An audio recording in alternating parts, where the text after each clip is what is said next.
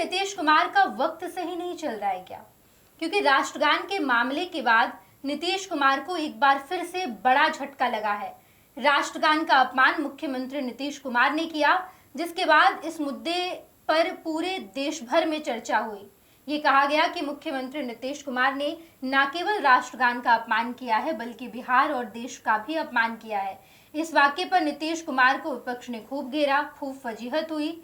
BJP यानी कि सरकार बैकफुट पर आ गई और इस वाक्य के ठीक बाद कल भी मुख्यमंत्री नीतीश कुमार को एक बड़ा झटका लगा है, जब मुसलमान मुख्यमंत्री नीतीश कुमार के इफ्तार पार्टी में आने से इनकार कर दिए। मुसलमानों का सबसे बड़ा संगठन इमारते सरिया, उसने पत्र जारी किया और कहा कि हम मुख्यमंत्री नीतीश कुमार के इफ्तार पार्टी में शामिल नहीं होंगे, और नतीजा ये हुआ कि कल वो लोग इफ्तार पार्टी में शामिल नहीं हुए।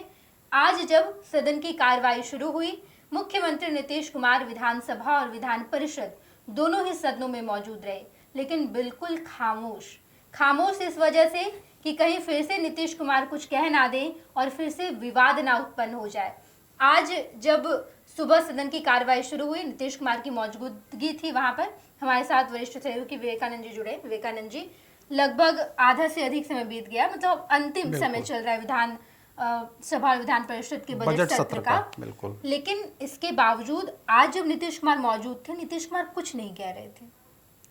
बिल्कुल, जिस तरह से बिहार विधानसभा चुनाव से ठीक पहले मुख्यमंत्री नीतीश कुमार ही बड़ा मुद्दा बन गए हैं, इससे जेडीयू और बीजेपी का जो नेतृत्व है वो कहीं ना कहीं परेशान है। परेशानी इस वजह से है कि नीतीश कुमार ही मतलब मुख्य मुद्दा बनते जा रहे हैं। 20 तारीख को जिस तरह से राष्ट्रगान प्रकरण का विवाद हुआ, राष्ट्रगान का अपमान के आरोप लगे हैं, और यह आरोप किसी दूसरे पर नहीं बल्कि मुख्यमंत्री नीतीश कुमार पर लगे हैं। जी। पाटलिपुत्रा स्पोर्ट्स ग्राउंड में जो कार्यक्रम था, राष्ट्रगान के दौरान मुख्यमंत्री की जो हरकत थी उसे विपक्ष ने बड़ा मुद्दा बना लिया।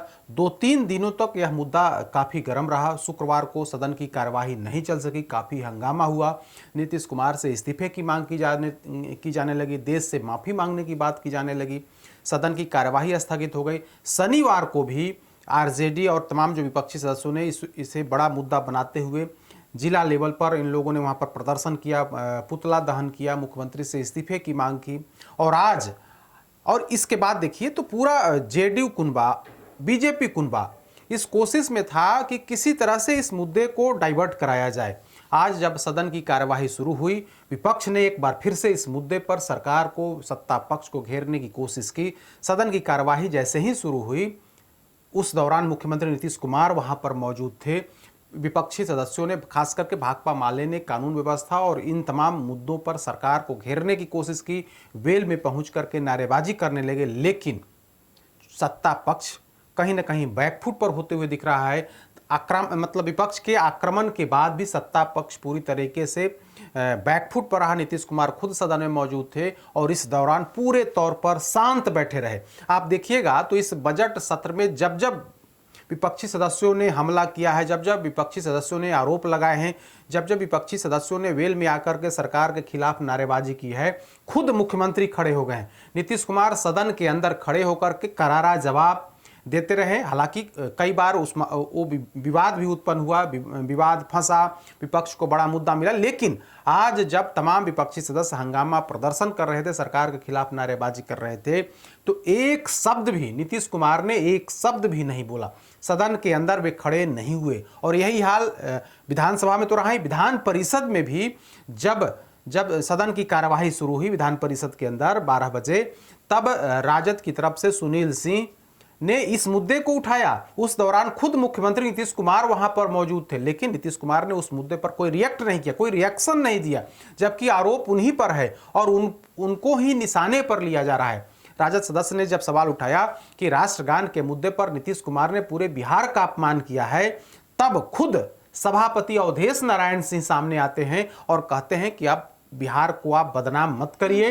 बिहार की बदनामी, बिहार की प्रतिष्ठा बड़ी मुश्किल से मिली है, उस प्रतिष्ठा को खत्म होने नहीं दीजिए। यानी कि सत्ता पक्ष की तरफ से, नीतीश कुमार की तरफ से खुद मोर्चा संभाल लिया सभापति ने और विपक्षी सदस्यों को शांत करा दिया। इस मुद्दे को मुद्दा बनने से कहीं ना कहीं रोक दिया। अगर मुद्दा बनता तो हो सकता है नीतीश कुमार कुछ रिएक्ट करते, लेकिन सभापति ने मोर्चा संभाल लिया और इस तरह से नीतीश कुमार आज दोनों सदनों में, फर्स्ट आवर में दोनों सदनों में चुप रहे। उकसाने की बहुत सारी कोशिश हुई विपक्ष की तरफ से, लेकिन नीतीश कुमार शांत रहे। पूरा सत्ता पक्ष जो है कहीं ना कहीं बैकफुट पर रहा, क्योंकि जिस तरह का मुद्दा गर्म हुआ था, राष्ट्रगान के अपमान की बात थी और उस पर तरह तरह की चर्चा की जा रही थी, मुख्यमंत्री नीतीश कुमार से इस्तीफे की मांग की जा रही थी, बड़ा मुद्दा उसको भुनाने की कोशिश की जा रही थी। भारतीय जनता पार्टी जो राष्ट्रवाद के का प्रतीक मानी जाती है, उस पर सवाल खड़े किए जा रहे थे कि अब इस पर आप क्या कहेंगे। नीतीश कुमार ने जब राष्ट्रगान का अपमान किया, इस मुद्दे पर आप क्या कहेंगे। तो जेडीयू और बीजेपी दोनों पार्टियां इस मुद्दे पर घिर गई थी। नीतीश कुमार तो घिरे हुए थे ही, लेकिन आज पूरे तौर पर नीतीश कुमार चुप रहे। पूरा सत्ता पक्ष जो है बैकफुट पर रहा। ऐसा लग रहा था कि फिर कहीं कुछ नहीं हो जाए, नीतीश कुमार सदन में फिर कुछ ऐसी बात न कर दें जिससे और जग हंसाई हो। तो पूरा डैमेज कंट्रोल की कोशिश सत्ता पक्ष की तरफ से की जा रही है। मुख्यमंत्री पूरे तौर पर आज चुप रहे, शांत चित्त होकर के बैठे रहे और इस दौरान सदन की कार्यवाही जो है वो चलते रही। बिल्कुल विवेकानंद जी, हमने देखा कि नीतीश कुमार चुपचाप बैठे हुए थे।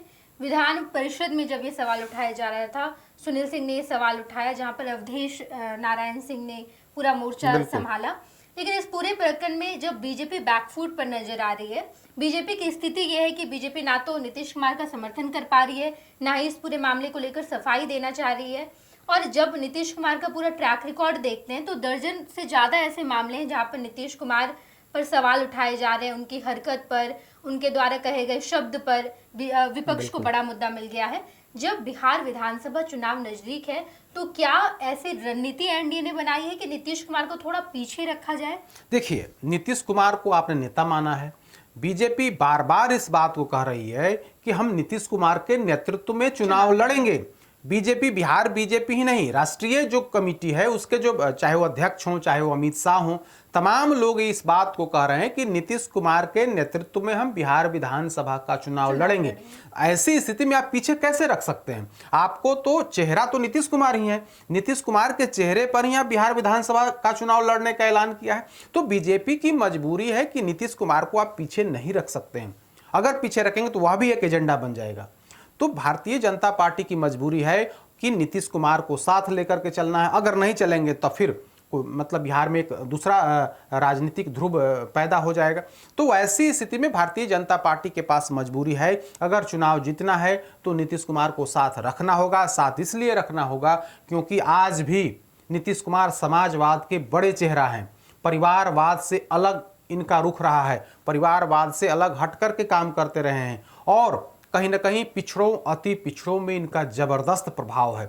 तो भारतीय जनता पार्टी यह सोच रही है, और खास करके 2005 से लेकर के अगर 2025 की बात कर लें तो बिहार में अगर विकास के कार्य हुए हैं तो निश्चित तौर पर इसमें मुख्यमंत्री नीतीश कुमार का योगदान है। चाहे वो महागठबंधन के साथ सरकार चलाएं या फिर बीजेपी के साथ मिलकर के सरकार चलाएं, कार्य तो हुए हैं बिहार में, इससे इनकार तो नहीं किया सकता है। ठीक है, कुछ घटनाएं, कुछ ऐसे घोटाले, कुछ घटनाक्रम हुए जिससे सरकार की फजीहत हुई है, लेकिन अगर विकास कार्यों की बात करें तो निश्चित तौर पर इन 15-20 सालों में कार्य हुए हैं, इससे इनकार नहीं किया। लेकिन कई घोटाले हुए हैं, आप देख रहे हैं कानून व्यवस्था की क्या हाल है बिहार में, तमाम बातें हैं। लेकिन भारतीय जनता पार्टी नीतीश कुमार को अलग नहीं कर सकती है। नीतीश कुमार के नेतृत्व में चुनाव लड़ने का पार्टी ऐलान कर चुकी है। तो ऐसी स्थिति में भारतीय जनता पार्टी चाह करके भी नीतीश कुमार को बैकफुट पर नहीं रख सकती है। लेकिन मुद्दा यही है कि एक तरफ विपक्ष तेजस्वी यादव को आगे कर रहा है, विपक्ष कह रहा है कि तेजस्वी यादव एक युवा चेहरा है, इनमें बिहार का भविष्य दिखता है। दूसरी तरफ थके हारे, जैसा कि आरजेडी के लोग कहते हैं कि नीतीश कुमार थके हैं, हारे हैं, टायर्ड और रिटायर्ड हो गए हैं। तो वैसी स्थिति में मतलब दो चेहरा का मिलान किया जा रहा है और इस मुद्दे पर कहीं ना कहीं नीतीश कुमार की थक चुके हैं, नीतीश कुमार की आयु अधिक हो गई है, नीतीश कुमार बीमार हो गए हैं। इस मुद्दे को भुनाने की कोशिश आरजेडी की तरफ से, पूरा विपक्ष की तरफ से किया जा रहा है और यही वजह है कि जब नीतीश कुमार ने राष्ट्रगान कि अपमान वाली जो आरोप हैं, जब उन पर आरोप लगे तो इस मुद्दे को भुनाने की पूरी कोशिश की गई या बताने की कोशिश की गई कि नीतीश कुमार अब स्वस्थ नहीं हैं, नीतीश कुमार थक चुके हैं, नीतीश कुमार अब शासन चलाने लायक नहीं है, मुख्यमंत्री की कुर्सी पर बैठने लायक नहीं है। यानी कि आरजेडी का मकसद यही है कि इस चेहरे को नीचे स्तर तक ले जाया जाए, उनकी इन हरकतों को नीचे तक ले जाकर के बताया जाए कि देखिए, आप जिसे वोट करेंगे, अगर ये मुख्यमंत्री बन गए तो बिहार की जग हंसाई हो सकती है, बिहार में कोई विकास के कार्य नहीं होंगे, बल्कि बिहार में अफसरशाही इसी तरह से जिस तरह से अफसरशाही आज है, इससे ज़्यादा अफसरशाही बढ़ेगी, भ्रष्टाचार ज़्यादा बढ़ेगा, क्योंकि नीतीश कुमार तो अब ठीक हैं ही नहीं, उनकी तबीयत ठीक नहीं रह रही है। तो ऐसी स्थिति में वे सरकार कैसे चलाएंगे? यानी कि सरकार अफसर चलाएंगे, और अफसर जब सरकार चलाएंगे तो निश्चित तौर पर करप्शन और अफसरशाही जिस तरह से है उसमें और इजाफा होगा।